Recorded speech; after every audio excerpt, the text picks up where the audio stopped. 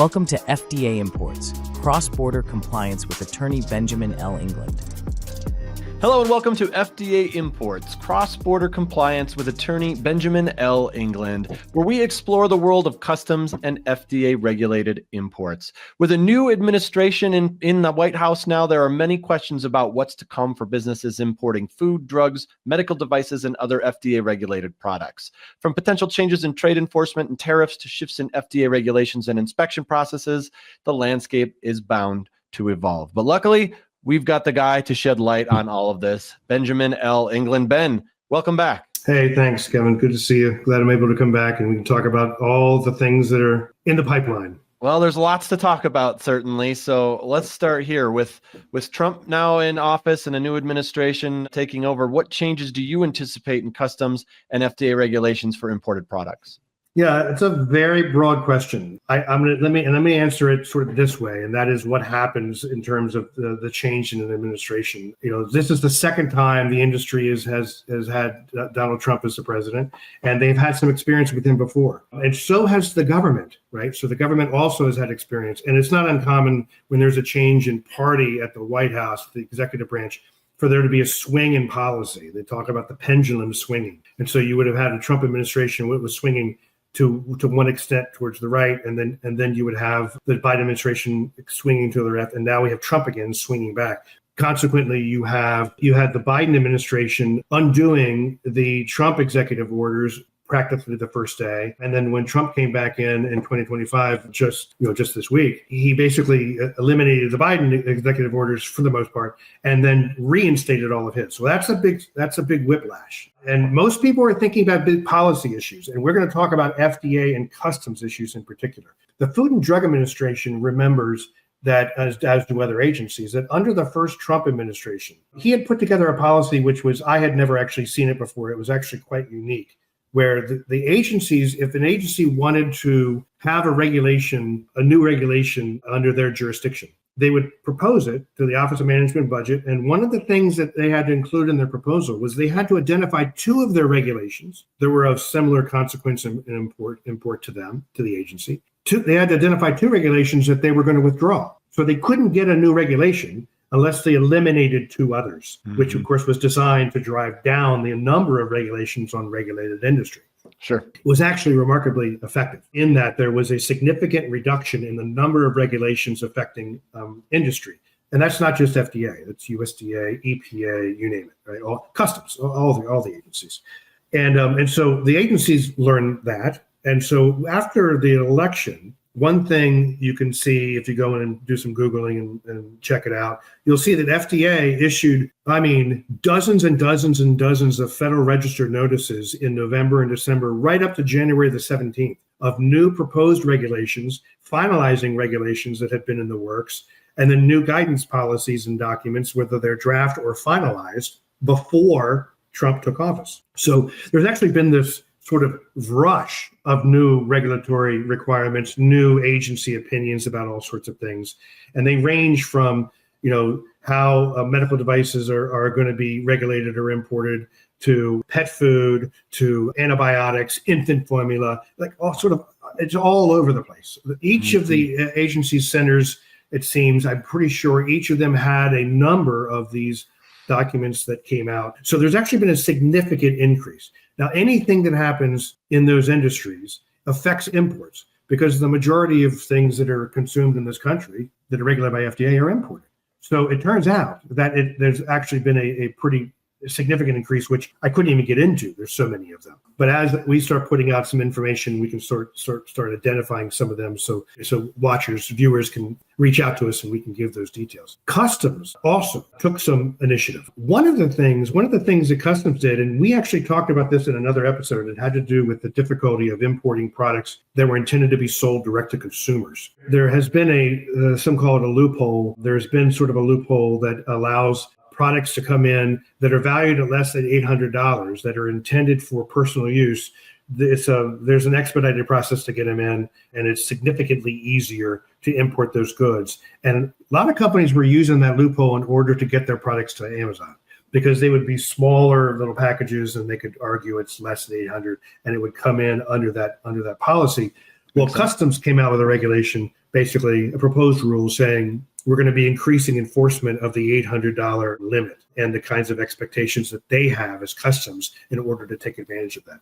So those are just two big things, and they're going to have very, very large, well, FDA is more than one, but two agencies that have significant impact on trade where there's been some changes in regulations. As to what to expect, my experience has been in the last 6 or 7 months, 8 months, FDA has been actually difficult to deal with as an attorney where I'm confronting them. And that would be true for most customs brokers. They probably are having that problem. Most importers are having that challenge. Even getting the government to answer the phone has been a challenge, like getting them on the, and I don't know if it's fear because of, the new administration coming in and they don't want to do something that they don't know if the new administration is going to like it, or if they're just too busy. But I do know that it's been hard to deal with the government. I think that's going to continue for a period of 4 to 6 months while this sort of irons itself out a little bit. It's a bit of a vague answer. I will say that FDA is increasing. They immediately increased their regulatory requirements for lots of different products right before the inauguration. I think because they knew what was coming, that they were going to be forced to minimize and reduce the number of regs. And then we also can talk, there's some trade issues that are arising too. Yeah, I wanted to touch on tariffs too. Obviously, this is a big talking point, also a big subject. But some people are pro the tariffs. Some people say they're gonna hurt us. Can you kind of explain how that affects what you do and what your thoughts are? Sure. And I'm not going to get into sort of guessing the policy piece of it. I'm going to set aside. Understood.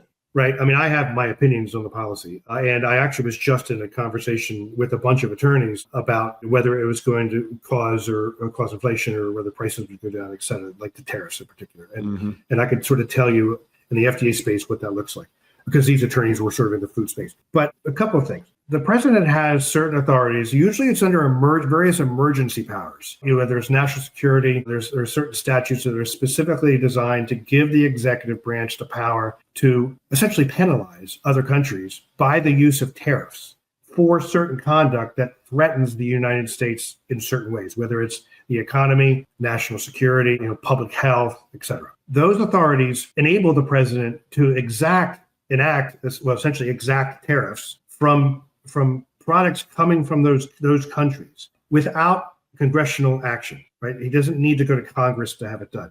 Now, in some of those powers, Congress has the authority to pass a resolution to overcome what the president has done, but the president has veto power. The president can veto the resolution. Those are the kinds of tariffs that you're hearing about. Now, people, I think, don't realize that when Trump put what's called the 25% tariffs on the Chinese goods that came from China, he did that during his administration on a whole swath of material. And his argument was that the Chinese were essentially underselling all of our industries because they had cheaper labor. And they also were manipulating the dollar, the currency. That was the reason for it. Those did come through the U.S. Trade Representative. They actually went through a process. They conducted an investigation.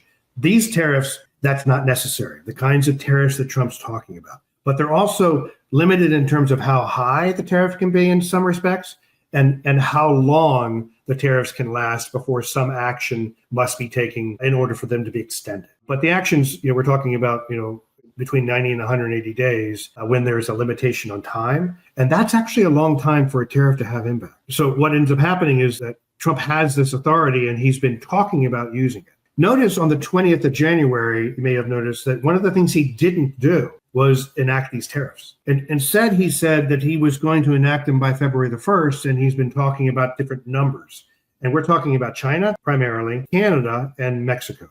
Now, he's also talking about a third one, and this has to do with Russia and whether or not Putin elects to come to the table to negotiate an end to the war in Ukraine. Now, we already have sanctions against Russia, but apparently Trump is contemplating substantially increasing those sanctions against Russia and any other of Russia's trading partners. So, which is a meaningful threat when it comes to policy. But I'm going to set that one aside. China, Canada, and Mexico.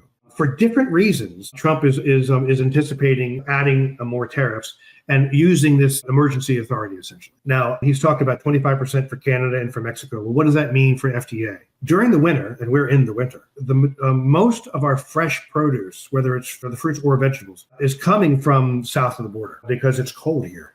right? We're not in a growing season. Now, there is a lot of growing that happens out in California, but we have other problems in California right now involving the clarity, right? Whether or not the sunlight, because of the smoke, with respect to the fires, right? The impact that has on agriculture, plus the ash. So right now, most of the fruits and vegetables come out of Mexico. So if Trump were to tack 5, 10, 20, 25% tariffs on all things coming out of Mexico, then that's one of the places where consumers would feel it. Now, the government, FDA doesn't play in tariffs. Like FDA doesn't, like they have nothing to do with the tariffs. So what it would do probably is it might reduce the number of shipments that the FDA is dealing with. Now, from the trade perspective, it doesn't affect your FDA regulatory compliance or USDA regulatory compliance. There's USDA requirements for fruits and vegetables as well, which customs also enforces. But you wouldn't have any impact in terms of FDA or USDA, but customs will be enforcing those tariffs if they're put into place. I actually think that Trump is, Trump threatened to do this in 2018, 2019 with Mexico. He threatened to do 5% every week, up to 25% against Mexico, unless Mexico did what Trump wanted with respect to immigration and the wall. Trump never initiated any of those tariffs because Mexico folded before the first ones were even implemented. So Trump learned something from that, I think. Mm-hmm. And so we now have a different president in Mexico, right? We don't have AMLO anymore. We have Sheinbaum. We have a completely different president there and a different environment. I expect that Trump's going to try to do the same thing, and that is try to get Mexico to do what he wants with respect to the many problems in Mexico, which I'm not going to get into. However, there is the belief that Mexico could do a lot more in order to prevent those problems from bleeding into the United States. Sure. And he's threatening to use these tariffs as an emergency feature of the law against all or much of what comes out of Mexico. FDA regulates a lot of what comes out of Mexico. USDA regulates a lot of what comes out of Mexico. But there's a lot of automobile manufacturing that's in Mexico. There's a lot of other manufacturing that's happening, which depends upon the U.S. market to survive. So I actually think there's going to be a tremendous amount of pressure in Mexico for the government to concede largely to what Trump is asking for to avoid the tariffs. I also don't think he'll start at 25. I think if he does it, he'll start at 10, maybe higher than the 5 because he used 5 last time. But I'm speculating there. With Canada, it's an interesting scenario with Canada. I think he's leveraging the relationship, the tariffs with respect to Canada for the purposes of addressing energy availability, oil. So it's a little bit different. But the talk is, of course, that he would exact these tariffs across the board also in Canada. Now in Canada, there's a very large industry of articles coming out of Europe that go into Canada that go through some manufacturing step and then they cross the border. And so they're crossing that Canadian border. And so it would affect a lot of those goods. And it's one of our largest trading partners. But in the FDA space, this time of year, it's probably not as much as it is during, say, the summer months. There's a lot of hothouse growing that happens in in Canada. So there are fresh produce shipments that are coming in. From a regulatory perspective, it's not going to really affect the trade that much. It's all really about these tariffs and the impact on the cost of the right. With China, I expect them to come and add tariffs, add different commodities. The Biden administration never removed the original Trump 25% tariffs that he enacted in 2018 or whatever, 2017 even. And so Biden kept those in place. It doesn't cover everything that comes out of China. So I expect that there would be a substantial increase in the number of items covered by the 25% tariff coming into from China, which would have impact on the cost of those goods. For the most part, the supply chain tries to absorb as much of the cost of those tariffs, but they can't absorb all of it. So it does result in cost to the consumer. Absolutely, yeah. When it comes to things like fresh produce, interestingly, people who are eating, most people who are eating fresh produce now are eating produce that's coming out of Central or South America. But Mexico is not the only place that grows fresh fruit and vegetables. So there's a lot of other countries that can fill the gap with respect to those goods. But I'll add that what ends up happening more than likely is that Americans will have less fresh produce during the off season, right? So they won't be paying more for it. They just won't be able to get it because it's not going to be available. So that would be probably more than really a cost of goods. It would be just the unavailability of goods until seasons shift and you have the growing seasons coming back here in the United States. And largely us Americans are used to being able to get the majority of ingredients at any time. I mean, certainly there's certain things that you can that are maybe more specialized that you can't get. But as a general rule, if you got a recipe, you should be able to find what you need. Yeah, that's right. Particularly in the fresh produce space, right? That's always been true. It's not always been true. It's been true really since NAFTA, which is 1992. Like that's when you saw the significant growth of the imports of the materials and U.S. companies that grow food in the United States opening up operations to grow foods in Mexico in order to be able to fulfill the off-season demand. Those are U.S. companies many times in Mexico that are doing that. But so those are sort of the big, really large swaths of things that I see with FDA. They loaded up the queue with regulations before Trump got inaugurated. Now they're going to have to sort of bite the bullet on being able to introduce new regulations. We have, I think next week they're starting the confirmation hearings for Robert F. Kennedy Jr., who would be the Secretary of HHS. This is what he's been. Well, HHS is over the Food and Drug Administration. There also will need to be the commissioner of the FDA is also a president appointed and subject to confirmation as well. So there is actually a commissioner that's been proposed. I don't think he's gone through. I think that'll be probably next week or the week after. So far, the Trump administration's appointments have been a little bit blended in the food space. You've got some industry people, and then you have some folks that are, well, they both might be industry people, but you have more or less conservative industry people that are being appointed to some of these positions. I expect that this administration will be heavy-handed when it comes to placing appointees to like deputy chiefs of staff and chiefs of staff to the different agencies and the departments from the cabinet levels down. When I was at the FDA, I can remember the Bush administration, Bush 2, there were a lot of, we call them appointees, political appointees that came into the government, and their role was to sort of help steer the agency to the extent that they could, the direction of the president's wishes with respect to policy. I expect the Trump administration to be relatively heavy-handed with respect to that practice as well. Yeah. Well, there is certainly a lot to see unfold over the course of the next 4 years, but a lot of stuff's going to be happening sooner. Well, thanks for tuning into FDA Imports Cross-Border Compliance